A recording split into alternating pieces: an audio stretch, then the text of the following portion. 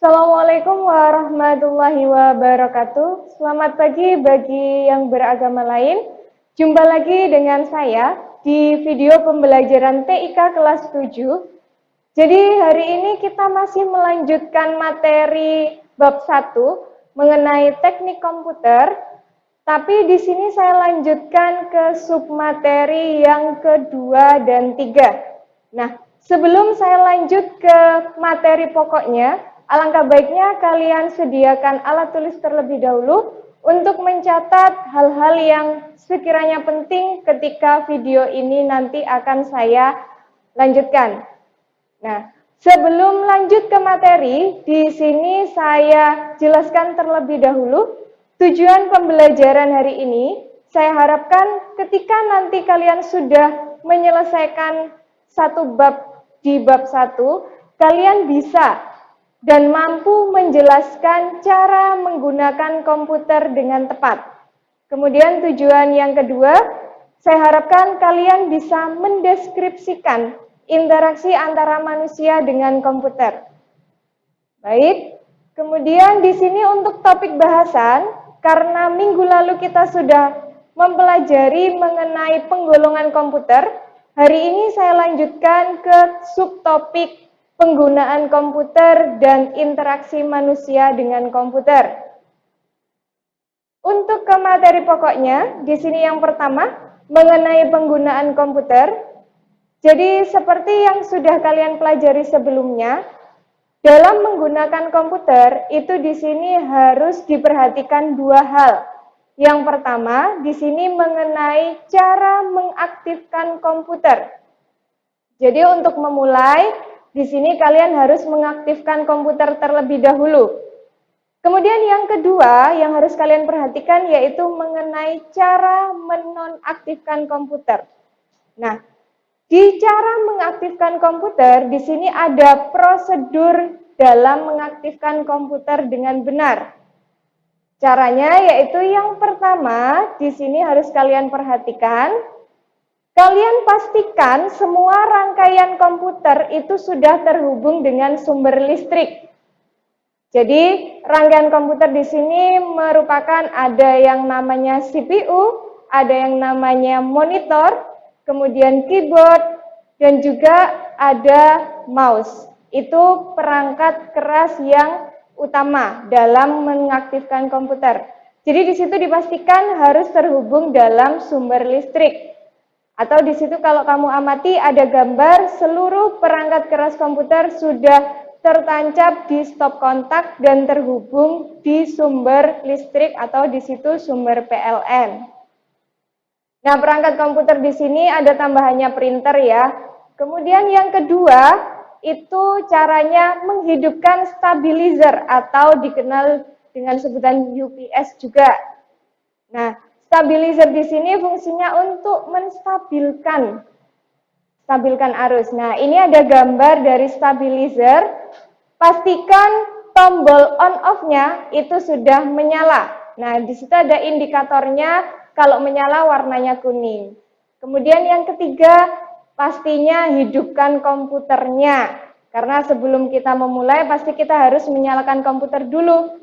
Jadi setelah memastikan rangkaian listrik sudah terhubung dengan listrik, kita nyalakan komputernya. Kalau pakai komputer yang lama, di situ menyalakannya dengan cara klik tombol on pada CPU terlebih dahulu, kemudian nanti kita tombol on-kan pada layar monitornya.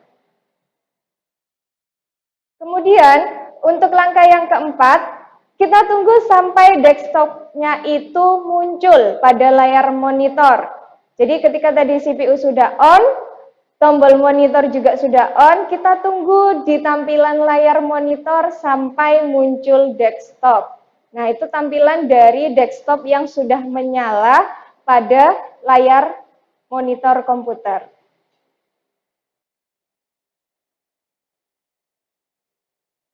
Dipastikan di sini untuk layar monitornya itu sudah benar-benar aktif ya.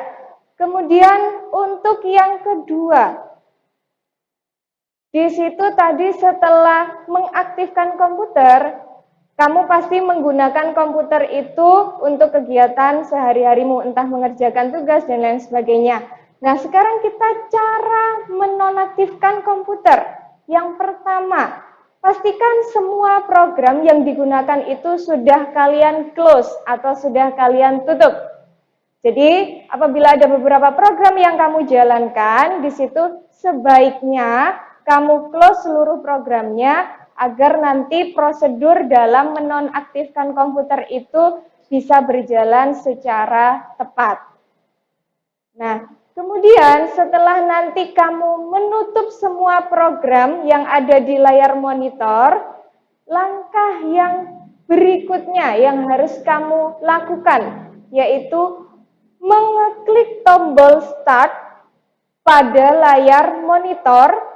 Jadi nanti pada layar monitor itu akan ada pilihan tombol start, kemudian kalian pilih turn off computer. Jadi kalau diamati pada gambar, ini ada klik start, kemudian ada pilihan turn off computer. Itu artinya kamu ingin menonaktifkan dari komputernya. Jadi di situ disimbolkan dengan warna merah untuk tombol turn off-nya. Nah, setelah itu nanti kita tunggu beberapa menit untuk prosesnya dalam proses penonaktifan. Setelah itu kamu klik turn off sampai hilang jendela Windows pada layar monitornya. Jadi tadi ada tampilan Windows pada awal saat memulai mengaktifkan, itu kita tunggu. Setelah diklik turn off, nanti layar dari monitornya itu akan berubah menjadi warna abu-abu. Itu mengaktifkan sedang proses untuk penonaktifan.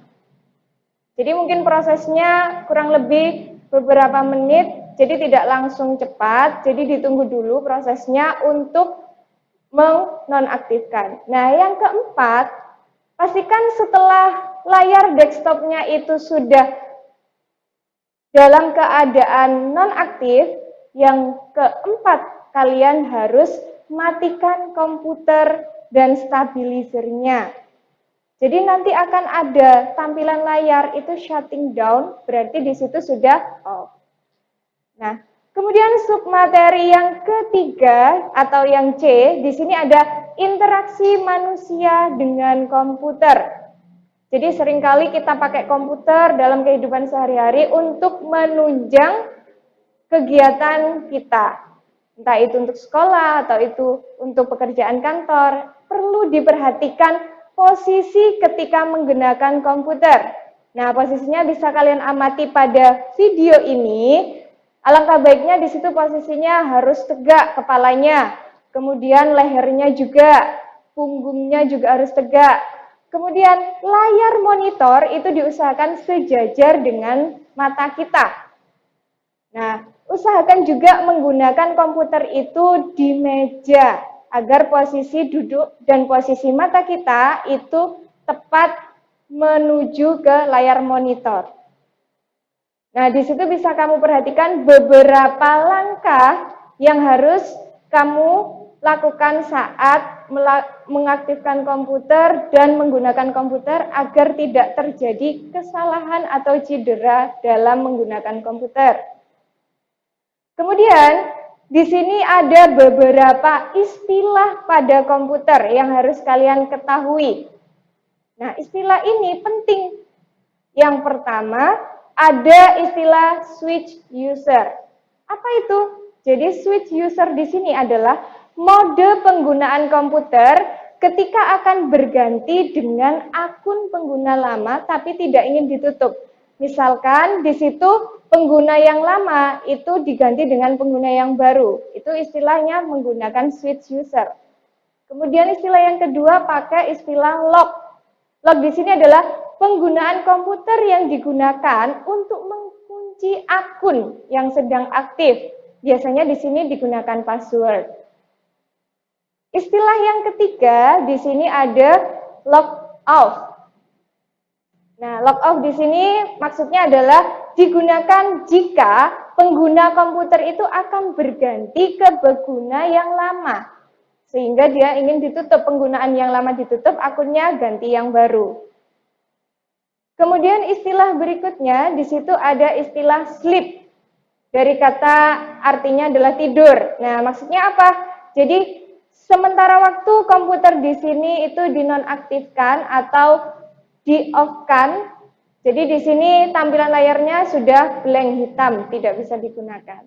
Kemudian istilah berikutnya ada hibernate. Nah, istilah hibernate ini hampir sama dengan sleep, tetapi di sini ketika dinonaktifkan itu tidak membutuhkan daya listrik, beda dengan sleep tadi ya. Nah, untuk istilah berikutnya, setelah hibernate, di sini ada yang namanya shutdown. Nah, ini berarti istilahnya adalah membuat komputer itu dalam keadaan off atau mati. Jadi tidak digunakan lagi, maka di sini istilahnya menggunakan istilah shutdown. Berikutnya ada istilah yang namanya restart. Nah, restart di sini adalah mode yang digunakan untuk mematikan komputer dan langsung kemudian menghidupkan kembali. Jadi, biasanya ini digunakan ketika komputer itu dalam keadaan lama berjalannya, terus jadi kita nyalakan restart itu untuk mengulang kembali. Nah, mungkin itu yang bisa saya sampaikan pada pembelajaran kali ini. Nanti untuk penugasan akan diinfokan kembali kepada wali kelas masing-masing untuk kelas 7. Jadi tugasnya tidak saya tampilkan di dalam slide ini, nanti akan saya beri info kepada wali kelas kalian masing-masing. Mungkin itu yang bisa saya sampaikan, kurang lebihnya saya mohon maaf. Saya akhiri, wassalamualaikum warahmatullahi wabarakatuh.